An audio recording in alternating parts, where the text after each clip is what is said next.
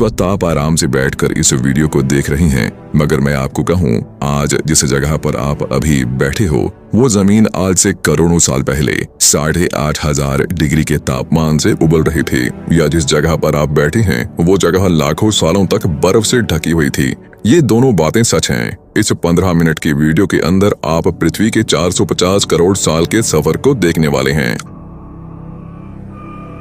जिस जगह आज हमारा सौरमंडल है वहां विभिन्न प्रकार की गैस और धूल के बादल हुआ करते थे। वैज्ञानिकों के मुताबिक इन धूल के बादलों से दूर एक तारा हुआ करता था।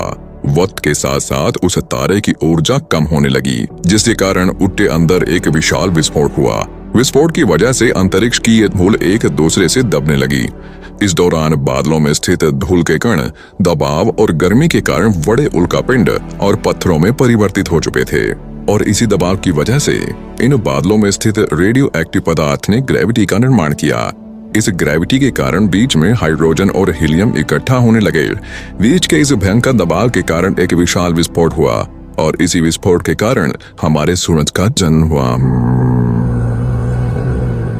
अंतरिक्ष में फैले एस्टेरॉयड यानी क्षुद्र ग्रहों में भारी वजन की वजह से सूरज के करीब आकर सूरज की परिक्रमा करने लगे। धीरे धीरे इन्हीं एस्टेरॉयड में भारी टकराव हुआ, जिसके फलस्वरूप मरकरी, विनस, अर्थ और मार्स जैसे ग्रहों का निर्माण हुआ। वैज्ञानिकों के मुताबिक उस वक्त पृथ्वी और मार्स यानी मंगल ग्रह के बीच थिया नामक ग्रह सूरज की परिक्रमा किया करता था। पृथ्वी पर ग्रेविटी होने की वजह से सूरज की परिक्रमा करने वाले एस्टेरॉयड अब पृथ्वी की परिक्रमा करने लगे, और धीरे धीरे करोड़ों सालों तक ये पृथ्वी पर गिरते रहे। और ऐसी घटना हमारे पड़ोसी ग्रह थिया पर भी हो रही थी, जिसके कारण थिया पृथ्वी के और करीब आने लगा और आकर पृथ्वी से टकराया। इस भयंकर टकराव की वजह से पृथ्वी के हिस्से कणों के रूप में अंतरिक्ष में फैल गए और एक रिंग्स की तरह पृथ्वी की परिक्रमा करने लगे। इन्हीं परिक्रमा करते हुए कणों में टकराव होने लगा, जिसके कारण हमारे चांद का निर्माण हुआ। उस वक्त पृथ्वी पर सिर्फ एक ही समुद्र हुआ करता था, और वो था 1900 डिग्री सेल्सियस की तापमान पर उबलते हुए लावे का। उबल रही थी वो सारी चीजें जिसे आज आप अलग अलग नाम से जानते हैं। वक्त के साथ साथ पृथ्वी धीरे धीरे ठंडी हो रही थी, जिसके कारण पृथ्वी के भारी तत्व जैसे धातु और रेडियो एक्टिव पदार्थ पृथ्वी के केंद्र में जाकर इकट्ठा हो गए और हल्के पदार्थ पृथ्वी की सतह पर आ गए। लाखों सालों तक पृथ्वी पर उल्कापिंडों की बरसात हुई, और इन गिरते हुए उल्कापिंडों में जमा था नमक, मिनरल्स और पानी। करोड़ों सालों तक इन उल्कापिंडों की बरसात होती रही, और धीरे धीरे पृथ्वी की ऊपरी सतह पानी से ढकने लगी। वैज्ञानिकों के मुताबिक यही वो वक्त था जब दूर गहरे पानी के अंदर निकलते ज्वालामुखियों से पहली बार सूक्ष्म जीवों का निर्माण हुआ। लाखों सालों बाद एक वक्त ऐसा आया जब पृथ्वी की पूरी सतह पानी से ढक चुकी थी। हमारी पृथ्वी के सबसे अंदर का कोर रेडियो एक्टिव पदार्थ से बने होने की वजह से हरदम गर्म होता रहता है, लेकिन जब भी पृथ्वी की ऊपरी जमीन ठंडी हो जाती है तब पृथ्वी के अंदर की गर्मी बाहर नहीं निकल पाती, जिसके कारण ज्वालामुखियों का निर्माण होता है। और उस वक्त कुछ ऐसा ही हुआ। पानी से भरी हुई पृथ्वी पर हजारों की तादाद में ज्वालामुखी निकलने लगे, और आने वाले लाखों सालों तक इन ज्वालामुखियों का निकलना जारी रहा, जिससे पानी के ऊपर जमीन का निर्माण हो रहा था। इस वक्त भी पृथ्वी पर वातावरण न होने की वजह से अंतरिक्ष से उल्कापिंडों की बरसात हो रही थी। आज से लगभग 300 करोड़ साल पहले पृथ्वी पर ऐसा वक्त आया जब पृथ्वी का वातावरण लगभग स्थिर होने लगा था। ज्वालामुखी निकलने धीरे हो गए थे, और पृथ्वी का एक दिन 12 घंटे का हुआ करता था। साल बीतते गए, और धीरे धीरे ये सूक्ष्म जीव विकसित होते गए और समूह में रहने लगे। आज से लगभग 250 करोड़ साल पहले पहली बार पृथ्वी पर ऐसे जीवों का निर्माण हुआ जो जीने के लिए ये पानी के अंदर के मिनरल्स यानी खनिज पदार्थ और धूप का इस्तेमाल करते थे, और मल त्याग के रूप में ऑक्सीजन बाहर निकालते थे। इस वक्त तक पृथ्वी पर ज्यादातर ज्वालामुखी निकलने बंद हो चुके थे, और इन माइक्रोबैक्टीरियाज की वजह से वातावरण में ऑक्सीजन की मात्रा बढ़ रही थी। वातावरण में ऑक्सीजन बढ़ने की वजह से पृथ्वी का वायुमंडल बनना शुरू हुआ, और आने वाले हजारों सालों तक वातावरण में ऑक्सीजन की मात्रा बढ़ती रही, जिसकी वजह से पृथ्वी के ज्यादातर हिस्सों में ये सूक्ष्म जीव फैल गए। हजारों सालों बाद एक वक्त ऐसा आया जब पृथ्वी में ज्यादा ऑक्सीजन बढ़ने के कारण ये सूक्ष्म जीव मरने शुरू हो गए। उस वक्त तक पृथ्वी का वातावरण ठंडा होने के साथ साथ ऑक्सीजन से भी भर चुका था, जिसके कारण जमीन और वातावरण में स्थित आयरन यानी लोहे के मिनरल्स पानी में स्थित ऑक्सीजन से रिएक्ट होने लगे।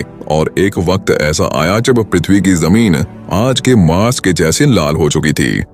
वक्त बीतने के साथ साथ धरती की टेक्टोनिक प्लेट्स में दरार होने लगी, जिसके कारण पृथ्वी के अंदर का लावा जमीन की तरह कई लाखों सालों तक खुला उबलता रहा। और यही वो कारण था जिसके कारण पृथ्वी के वातावरण में कार्बन डाइऑक्साइड की मात्रा बहुत बढ़ गई और पृथ्वी पर एसिड की वर्षा शुरू हो गई। एसिड रेन की वजह से पृथ्वी का तापमान फटने लगा और तापमान इतना घटा कि पृथ्वी के ऊपर स्थित पानी बर्फ में परिवर्तित होने लगा। पृथ्वी पर पहली बार भयंकर आइस एज आया। इस वक्त पूरी पृथ्वी सफेद बर्फ से ढक चुकी थी। आमतौर पर जब धरती पर सूरज की किरणें गिरती हैं, तब जमीन उन किरणों को सोख लेती है, मगर क्योंकि पूरी पृथ्वी बर्फ से ढक चुकी थी और क्योंकि बर्फ सफेद और चमकीली होती है, जिसके कारण सूरज की किरणें धरती पर गिरने के बाद वापस चली जाती थी। इसी कारण से पृथ्वी कई लाखों सालों तक बर्फ से ढकी रही। मगर फिर से पृथ्वी के अंदर स्थित गर्मी ज्वालामुखी के रूप में निकलना शुरू हो गई और इन ज्वालामुखियों से निकलने वाली गर्मी ने बर्फ को पिघलाना शुरू कर दिया। इसी बीच पृथ्वी की गहराई में बचे कुछ सूक्ष्म जीव धीरे धीरे बदल रहे थे और अब वो ऑक्सीजन को अपने शरीर को बड़ा और जटिल बनाने के लिए इस्तेमाल करने लगे थे। इस बीच पानी में अलग से भी छोटे समुद्री पौधे निकलने शुरू हो चुके थे। वहां जैसे जैसे ज्वालामुखी निकल रहे थे, वैसे वैसे वातावरण कार्बन डाइऑक्साइड की वजह से गर्म हो रहा था। वक्त के साथ साथ बर्फ तो पिघलने लगी, मगर धरती पर फिर से एसिड की वर्षा शुरू हो गई, जिसके कारण फिर पृथ्वी ठंडी होने लगी और फिर पृथ्वी की ज्यादातर सतह बर्फ से ढक गई। ऐसा बार बार कई हजारों सालों तक होता रहा और इसी कारण से अब समुद्री जीव धीरे धीरे वातावरण के हिसाब से विकसित हो रहे थे। इस बीच कई सारे जीव और समुद्री जंगल विलुप्त हो गए, मगर जो बच गए वो धीरे धीरे पृथ्वी के बदलते तापमान के हिसाब से ढलते गए और अब हजारों सालों बाद समुद्री पेड़ बर्फ की वजह से पूरी तरह से मरते या सूखते नहीं थे। अब सूक्ष्म जीव समुद्री जीव बच चुके थे। जब फिर से ज्वालामुखियों ने पृथ्वी की बर्फ को पिघलाना शुरू किया, तब ये समुद्री पेड़ जल्दी विकसित होकर फैल गए। धीरे धीरे वातावरण में ऑक्सीजन की मात्रा बढ़ने लगी और पृथ्वी पर होने वाली एसिड की वर्षा कम होने लगी। वातावरण में ऑक्सीजन आने की वजह से पृथ्वी की ओजोन लेयर्स मोटी होने लगी और आज से लगभग 47 करोड़ साल पहले पृथ्वी की ऊपरी सतह पर पहली बार मोसोस नामक प्लांट उगना शुरू हुआ। वक्त के साथ साथ जमीन पर अलग अलग प्रकार के पौधे और पेड़ उगना शुरू हुए। एक वक्त ऐसा आया जब जमीन के पेड़ों की लंबाई लगभग 80 से 100 फीट जितनी या आज के 5 से 6 मंजिला बिल्डिंग जितनी ऊंची हो चुकी थी। ये वो वक्त था जब समुद्री जानवर समुद्र से बाहर निकल रहे थे और जमीनी जानवरों में परिवर्तित हो रहे थे। धरती की ज्यादातर जमीन एक जगह इकट्ठी हो चुकी थी, जिसे आज हम पैंजिया महाद्वीप के नाम से जानते हैं। पृथ्वी का वातावरण और तापमान लगभग स्थिर हो चुका था और अब करीब 21 से 23 घंटे का दिन हुआ करता था।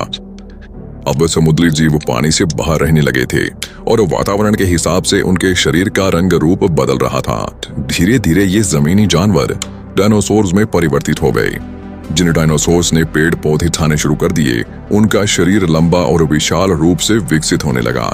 कुछ डायनासोर्स शिकार किया करते थे, जिसके कारण वे छोटे और तेज होते चले गए।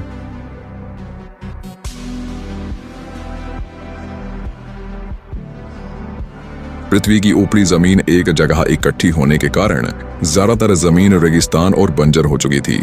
ज्यादातर जंगल समुद्र के करीब हुआ करते थे, जिसमें डायनासोर्स रहा करते थे। आज से लगभग 20 करोड़ साल पहले पैंजिया महाद्वीप टूटना शुरू हुआ। पैंजिया के विभाजित होने की वजह से पृथ्वी की ज्यादातर ऊपरी जमीन पानी के संपर्क में आने लगी, जिसके फलस्वरूप पृथ्वी पर हरियाली बढ़ती गई, जिस वजह से डायनासोर्स और ज्यादा विभिन्न और विशाल होते चले गए। डायनासोर्स ने आने वाले लगभग 20 से 30 करोड़ सालों तक पृथ्वी पर राज किया। उस वक्त डायनासोर्स समुद्र से लेकर जमीन और आसमान तक पूरी पृथ्वी पर राज किया करते थे। इस दौरान अफ्रीका से टूटा भारत सीधे आकर आज के तिब्बत से टकराया और इस टकराव की वजह से हिमालय का निर्माण हुआ। आज से लगभग 6.5 करोड़ साल पहले पृथ्वी की तरफ आज के माउंट एवरेस्ट से भी बड़ा लगभग 4.5 लाख करोड़ किलो जितना वजन या उल्कापिंड लगभग 80,000 किलोमीटर प्रति घंटे की स्पीड से पृथ्वी की तरफ आ रहा था। पृथ्वी की सतह को छूते ही उसमें भयंकर आग लगी और वो जलते हुए सीधा पृथ्वी से टकराया। इस टकराव से निकलने वाली ऊर्जा आज के 10 करोड़ परमाणु बम एक साथ फटने के बराबर ही। जहां ये उल्कापिंड गिरा वहां के जानवर और पेड़ तुरंत भाप बनकर जल गए। गिरते ही पृथ्वी पर पूरी तरह धूल फैलने लगी। समुद्र में भयंकर बाढ़ आने लगी। भूकंप और आग ने पृथ्वी को जलाना शुरू कर दिया। कुछ ही घंटों में पूरी पृथ्वी के वातावरण में हानिकारक गैस और धूल की वजह से पृथ्वी नर्क हो चुकी थी। डायनासोर्स घुटन, आर्ट और भूखमरी से पूरी तरह विलुप्त हो गए। इस वक्त हमारे पूर्वज जमीन के अंदर रहा करते थे, जिसके कारण वो इस विशाल प्रलय से बच गए।